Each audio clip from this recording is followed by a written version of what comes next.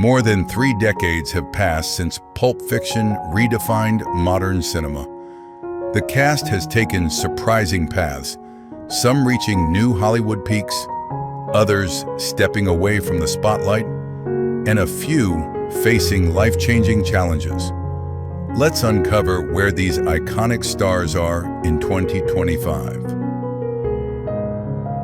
Bruce Willis, born in 1955, delivered a powerhouse performance as the defiant boxer Butch Coolidge at the age of 39. He played the aging fighter who refused to take a dive, famously risking everything to return to his apartment for his father's gold watch, before engaging in a harrowing battle with a katana in a pawnshop basement. His portrayal redefined his career, moving him from a pure action star to a respected actor capable of gritty, independent cinema. Currently at 70, he has retired from acting due to health challenges, but remains surrounded by the love of his family, standing tall as an eternal legend of the silver screen. Harvey Keitel, born in 1939, exuded effortless cool as the ultimate fixer, Winston the Wolf at the age of 55. Arriving in a tuxedo at 8 in the morning, he played the calm, methodical professional who solved impossible problems while sipping coffee, famously helping Vincent and Jules clean up a messy situation in record time. His command of the screen was absolute, turning a brief appearance into one of the film's most quoted and beloved roles, proving that character is defined by action, not screen time. Currently at 86, this titan of acting continues to work with directors like Wes Anderson and Martin Scorsese, maintaining his status as Hollywood royalty. Uma Thurman, born in 1970, became the defining image of 90s cinema as the enigmatic Mia Wallace at the age of 24. With her sharp black bob and white shirt, she played the mob boss's wife who took Vincent Vega on the wildest night of his life. Featuring the iconic twist contest at Jack Rabbit Slim's and the terrifying adrenaline shot to the heart. Her performance was a mesmerizing blend of danger, allure, and vulnerability, earning her an Academy Award nomination and cementing her status as Tarantino's muse. Currently at 55, she remains a powerful leading lady, starring in major films like Red, White, and Royal Blue, and continuing to captivate audiences globally. John Travolta, born in 1954, achieved the greatest comeback in Hollywood history as the ponytailed hitman Vincent Vega at the age of 40. He played the charming yet lethargic gangster who discussed the nuances of a royale with cheese before famously dancing the twist with Mia Wallace in a scene that defined the decade. His performance earned him an Academy Award nomination, revitalizing his career from a fading 70s icon into a global superstar. Currently at 71, he remains a beloved aviation enthusiast and actor, cherished by fans worldwide for his enduring contributions to cinema. Tim Roth, born in 1961, set the explosive tone of the film as the petty stick-up artist Ringo, also known as Pumpkin, at the age of 33. Sitting in a diner booth with his partner, Honey Bunny, he delivered the film's opening dialogue with a frantic British intensity, unaware that he was about to try and rob a hitman carrying a mysterious briefcase. His verbal standoff with Samuel L. Jackson remains a masterclass in tension and dialogue, showcasing his ability to play desperate characters. Currently at 64, he is a celebrated character actor, known for his work in The Hateful Eight and She-Hulk, continuing to bring complex villains to life. Ving Rhames, born in 1959, brought a terrifying stoic gravity to the role of the crime lord Marcellus Wallace at the age of 35. Famous for the mysterious band-aid on the back of his neck, he played the unforgiving boss who threw a man out of a window for a foot massage, only to later find himself in a precarious situation in a pawn shop basement. His character endured one of the film's darkest subplots, ultimately delivering the iconic line about getting medieval on his tormentors. Currently at 66, he remains the steadfast anchor of the Mission Impossible franchise, continuing to work alongside Tom Cruise as the loyal Luther Stickle. Samuel L. Jackson, born in 1948, delivered the defining performance of his career as the scripture-quoting hitman Jules Winfield at the age of 45. With his signature jerry curl and intense gaze, he played the philosophical assassin who finds redemption in a diner, famously reciting a furious, misquoted version of Ezekiel 25:17 before executing his targets. His journey from a cold-blooded killer to a man choosing to walk the earth serves as the spiritual spine of the film, earning him an Academy Award nomination. Currently, at 76, he stands as the highest-grossing actor of all time, a true cinematic icon who continues to dominate the screen in the Marvel Universe and beyond. Steve Buscemi, born in 1957, made a hilarious metatextual cameo as the surly waiter dressed as Buddy Holly at the age of 36. In a brilliant inside joke referencing his character Mr. Pink from Reservoir Dogs, who refused to tip, he played a service worker forced to cater to Vincent and Mia at the 1950s-themed Jack Rabbit Slims. Despite his brief screen time, his deadpan delivery when asking how they wanted their burgers burnt added to the surreal, pop culture-soaked atmosphere of the scene. Currently at 67, he is a beloved character actor and director, celebrated for his roles in Boardwalk Empire and The Big Lebowski, while being widely respected for his real-life heroism as a former firefighter.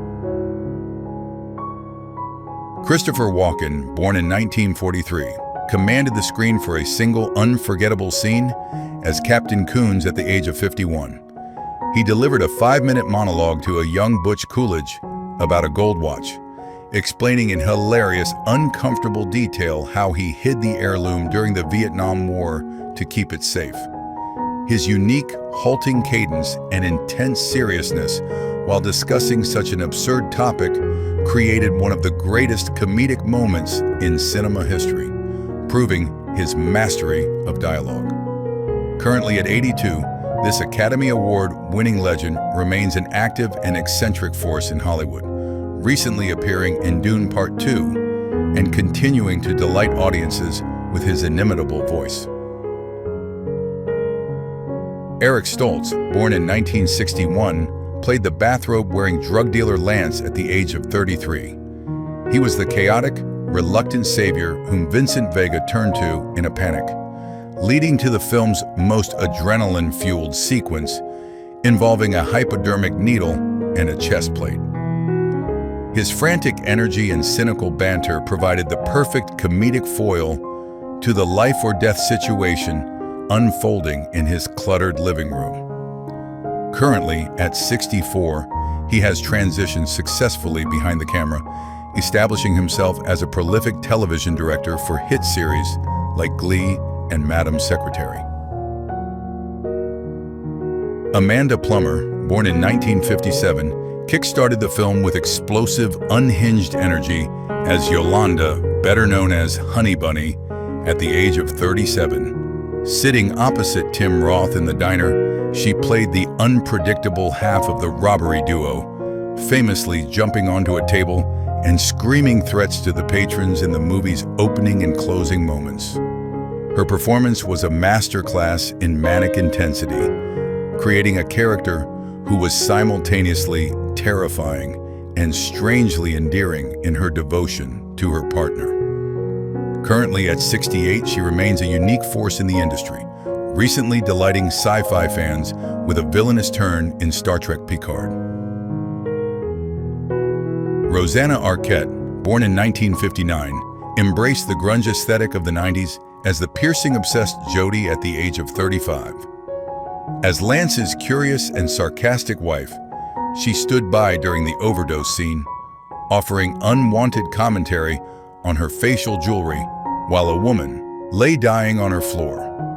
Her quirky, detached presence added a layer of dark, surreal humor to the panic, famously cheering when Mia Wallace gasped back to life.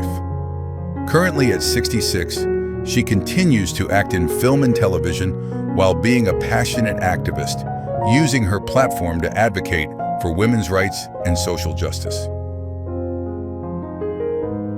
Quentin Tarantino, born in 1963, stepped in front of his own camera to play the neurotic Jimmy Dimmock at the age of 31. As the director and writer of this masterpiece, he gave himself the anxious role of the suburban husband, terrified that his wife Bonnie would return home to find a dead body in their garage.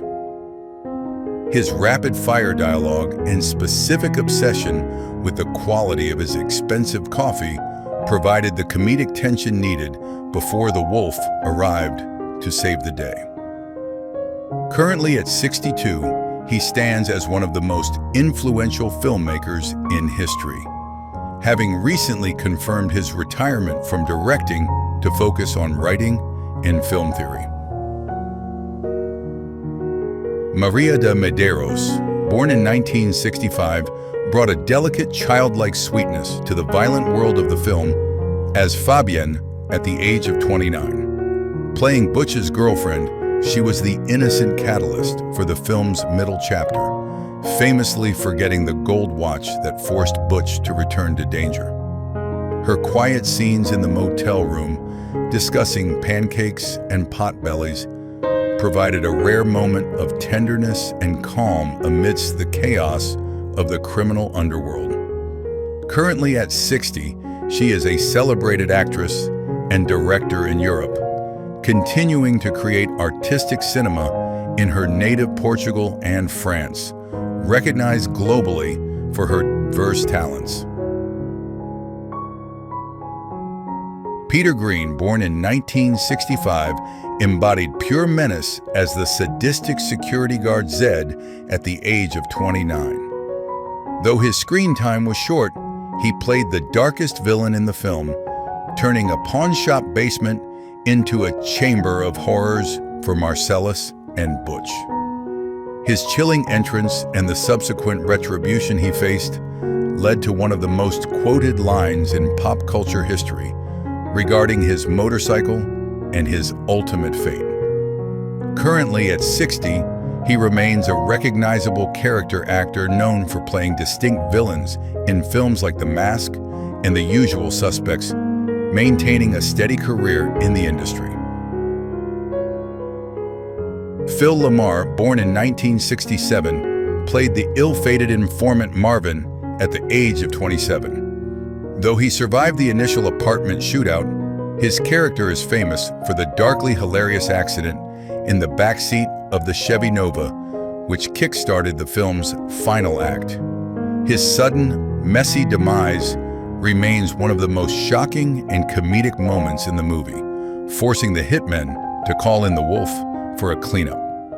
Currently at 58, he has transformed into a legendary voice actor, known globally for voicing iconic characters like Samurai Jack and Hermes Conrad, having built an incredibly prolific career behind the microphone. Alexis Arquette, born in 1969, played the brief but historically pivotal role of the hidden gunman known as Man Number 4 at the age of 25. She was the terrified assailant who burst out of the bathroom with a large revolver, firing multiple shots at Jules and Vincent at point-blank range, but miraculously missing every single one. This moment of divine intervention became the spiritual catalyst for Jules's transformation and retirement from crime. A pioneering transgender activist and member of the famous Arquette acting family, she sadly passed away from cardiac arrest related to HIV in 2016 at just 47. Her legacy lives on as a fearless trailblazer for the LGBTQ community. Julia Sweeney, born in 1959, brought her distinct comedic timing to the role of Raquel at the age of 35. As the daughter of the junkyard owner Monster Joe, she appeared alongside the wolf during the final disposal of the evidence, providing a quirky and grounded presence in the early morning light.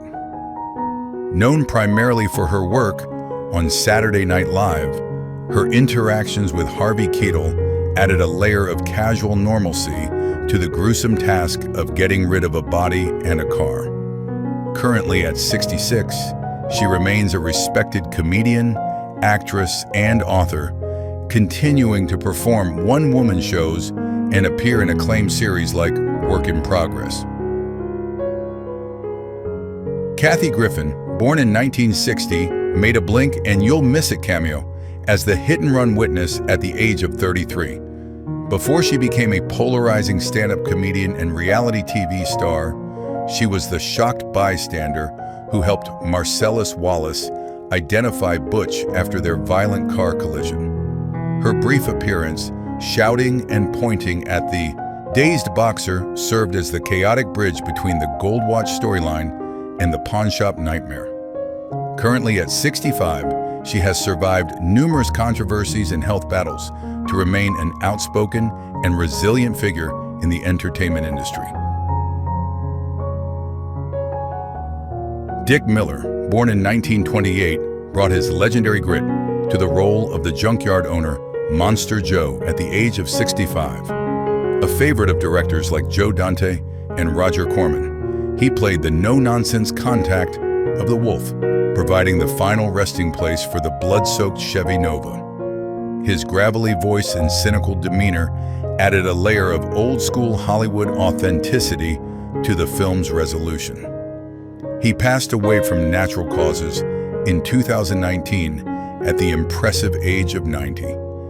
His extensive filmography, spanning over 6 decades and hundreds of roles, cements his status as one of the greatest character actors of all time. If you enjoyed revisiting the Pulp Fiction cast, don't forget to like and subscribe for more incredible Hollywood transformations.